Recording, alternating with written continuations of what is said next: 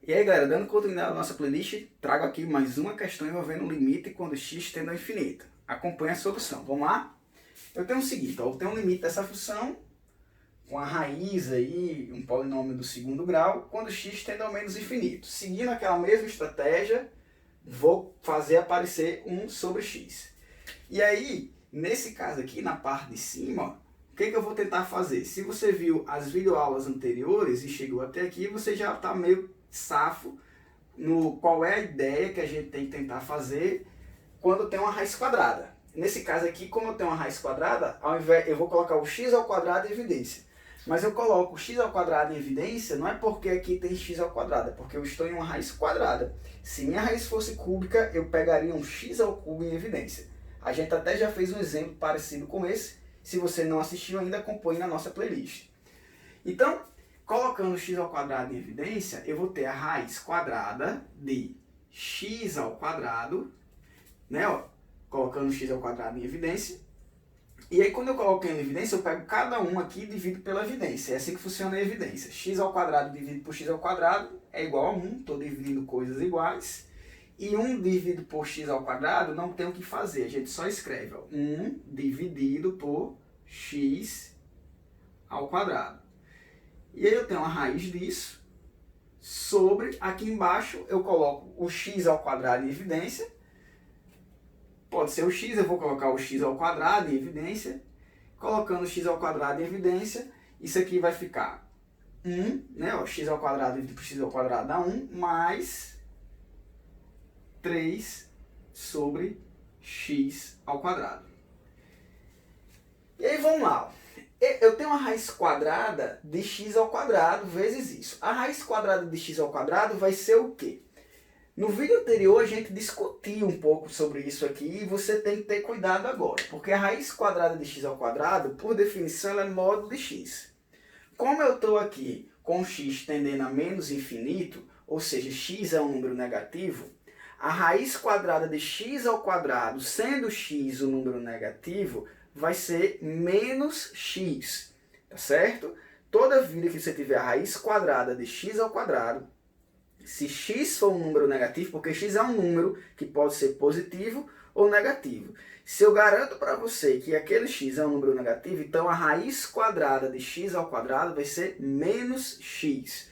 E assim, eu escrevo isso aqui como sendo assim, ó, o limite, quando x tende a menos infinito, de menos x vezes a raiz quadrada de 1 mais 1 sobre x2. Tá, ó, menos x eu coloquei. Pode ser que você pensasse em colocar simplesmente x. Estaria errado. Você estaria deixando de colocar um sinal e automaticamente vai tirar uma conclusão equivocada. E aqui embaixo eu tenho x ao quadrado, vou só repetir, ó, vezes 1 mais 3 sobre x ao quadrado. E aí vamos ver o que vai acontecer. Ó. A gente pode cancelar um x de cima com um x de baixo. E aí aquela expressão ela vai ficar igual ao limite quando x tende a menos infinito de quê? Vamos lá, ó. De menos a raiz quadrada daquilo tudo ali, ó, de 1 mais 1 sobre x2. E embaixo eu vou ter x vezes 1 mais 3 por x2. Vamos entender o que vai acontecer aqui, galera. O meu x ele está tendendo a menos infinito, não é verdade? Se o meu x está tendendo a menos infinito, então esse cara aqui tende a zero. Né? Eu tenho 1 sobre x ao quadrado, esse cara aí vai tender a zero, sendo o meu x um número muito grande, só que negativo, eu vou levar ao quadrado, isso vai dar positivo de todo jeito. E você tem que entender já por definição que o limite de 1 sobre x ao quadrado e assim por diante, quando x tende a infinito, vai resultar em zero.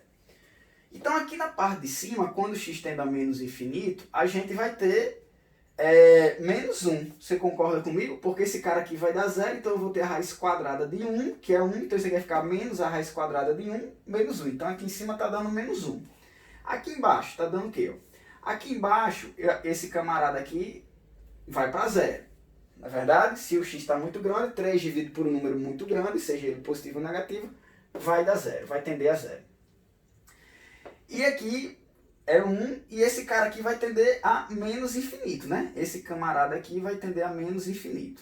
Então, é meio estranho que eu vou escrever aqui, mas isso aqui, se a gente fosse escrever, ficaria mais ou menos assim. Ó. A parte de cima, ela vai tender a menos 1, né? A parte de cima tende a menos 1, e a parte de baixo vai tender a menos infinito vezes 1. Vocês concordam comigo? Seria o menos infinito desse primeiro vezes o do segundo, que está tendendo a 1. Então, eu tenho aqui menos 1 dividido por menos infinito. Isso aqui vai tender a quanto? Tá certo? E aí, soa um pouco estranho, e é importante que a cabeça esteja entendendo o que está fazendo. Porque infinito menos infinito não é um número, é um comportamento da função.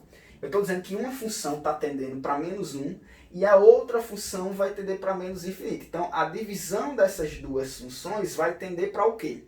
A divisão dessas duas funções vai tender para zero. Se eu pego um número negativo, não importa com qual ele for, e divido por um número muito grande, negativo também, isso aqui vai tender a zero.